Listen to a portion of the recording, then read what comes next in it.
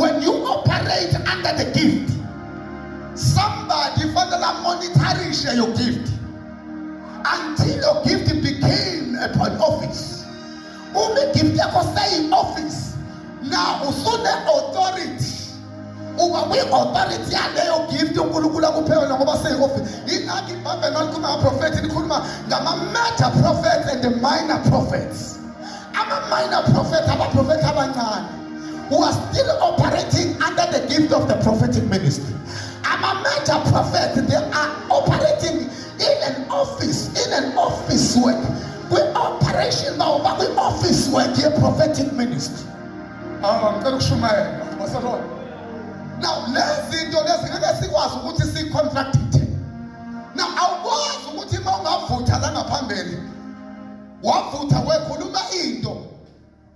that helps the ministry. I was bese uyayiguqula iministry yakho yo prophet abese by office automatically.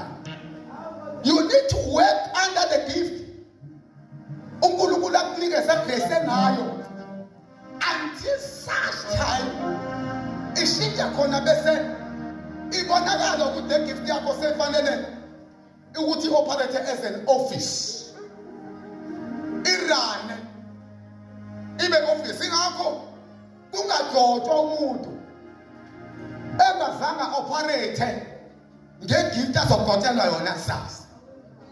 Awuvele ugcotshele ukuba umalusi webandla ubuhlulwa ukwalusa iselo iphethe ebandleni.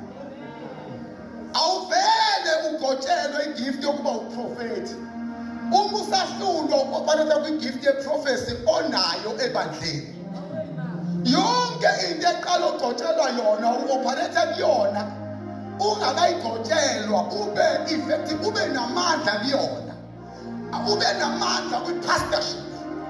Makhuluma ngomuntu onamandla kwi-pastorship ukhuluma ngomuntu omnikeza abazali abawu-3 in 3 months to come ubone sebe-15 in 6 months to come ubone sebe-20 in 1 year ubone sebe-100.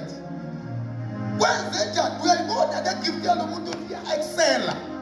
Lo muntu khona inkosi uNkulunkulu ayibeke kuwe ngoba usebenza ngale gift yakhe perfectly.